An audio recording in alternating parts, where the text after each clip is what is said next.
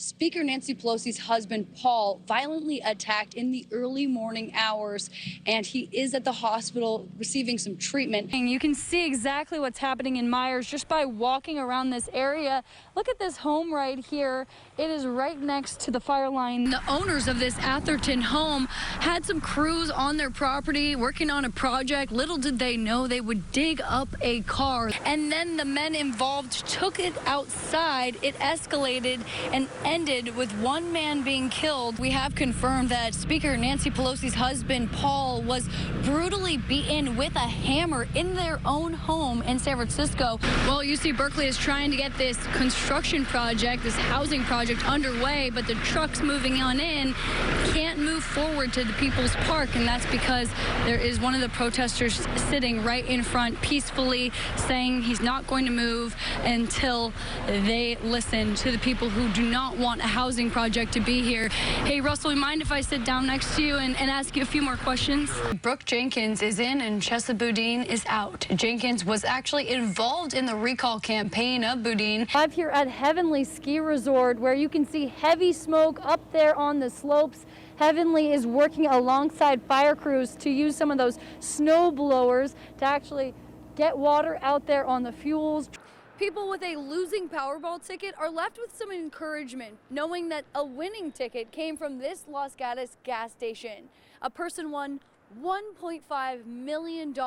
I think I'm just going to take a stroll down here and just enjoy, because look at this. There's no cars. Car free. Sarah. Kick flip, Flexing.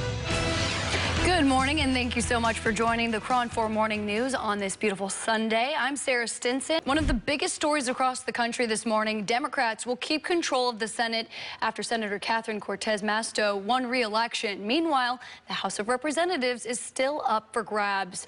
Joining us now to break it all down is political analyst Michael Yackee. Good morning, Michael.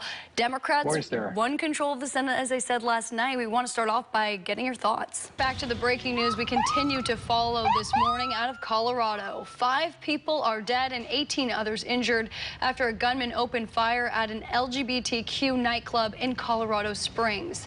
The shooting happened just before midnight. Police say the suspected shooter is a 22-year-old man who is injured and is being treated. He is in custody, though. A motive is being investigated right now. Police say the man walked into the club and immediately started shooting, but he was confronted by at least 2 people who fought him.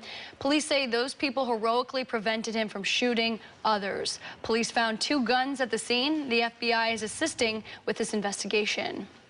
Another big story we're following this morning back here at home, 2 separate Bay Area freeway shootings, and one of them deadly. This morning we're covering breaking news. 2 separate freeway shootings happened in the last 24 hours. All roads are back open this morning. The most recent happened earlier this morning in the area of eastbound 80 and eastbound 580. This is just east of the Bay Bridge. KRON's founder, Elizabeth Holmes, is now facing more than a decade in prison after being convicted on federal fraud charges.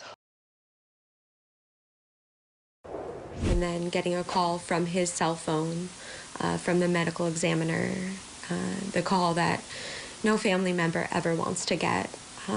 The memory of that call still takes Chelsea Money's breath away. The moment she learned her fiancé, Angelo Mandel, died of an accidental fentanyl overdose. That memory will be stitched into my brain forever. Hours before Angelo died, he was celebrating his birthday weekend with one of his best friends, David. That whole day, he was just so joyful, and I lost a piece of my heart when he died. It was a Sunday night. Angelo's friends went home because they had work early the next morning, but Angelo wanted to continue to celebrate, so he went out by himself. I knew, like, right after he died, I was like, wow, 18 hours ago, he was just texting me about how wonderful life was, and now he's gone.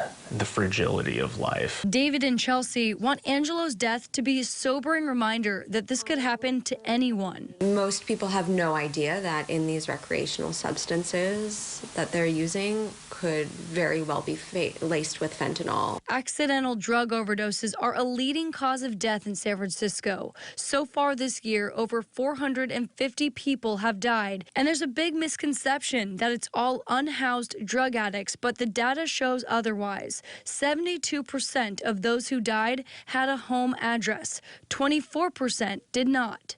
And these accidental overdoses are happening all over the city, with only 21% in the Tenderloin. And so this is very much a public health issue, locally and nationally. Dr. Jeffrey Halm with the City Health Department says 70% of these deaths are coming from the potent fentanyl. The greatest threat with fentanyl is that when too much is taken, it can slow someone's breathing and ultimately cause them to stop breathing. Once this happens, people can die quickly. Naloxone or Narcan is the quickest way to help someone.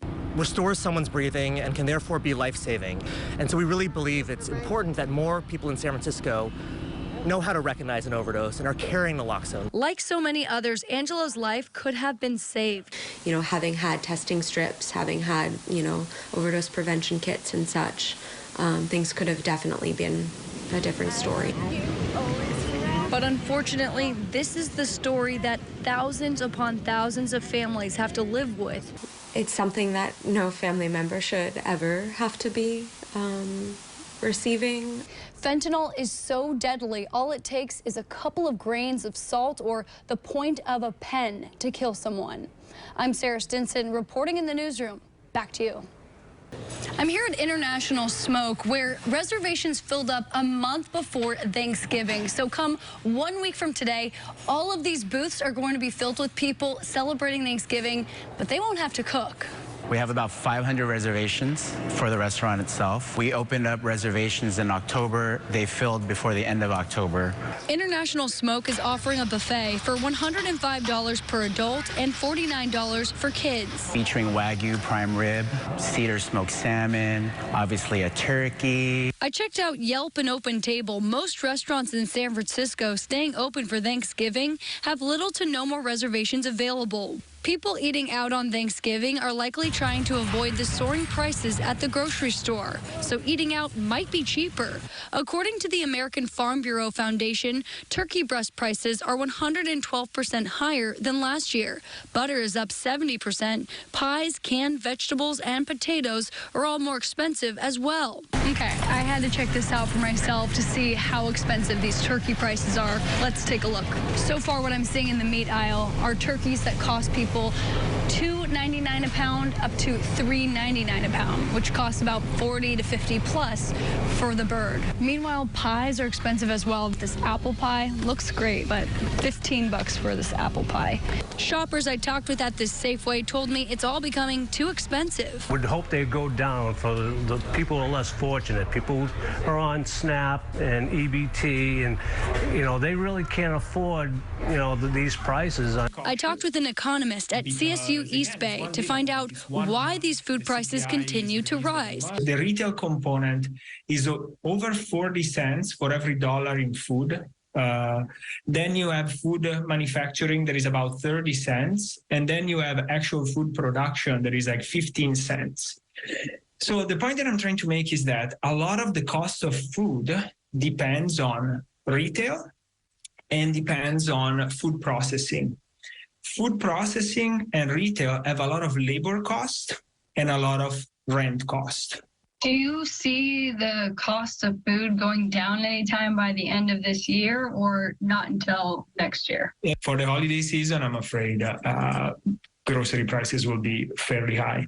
Restaurants are taking advantage of the times by staying open during the holidays. It's exciting to have people to come back, eat in restaurants again.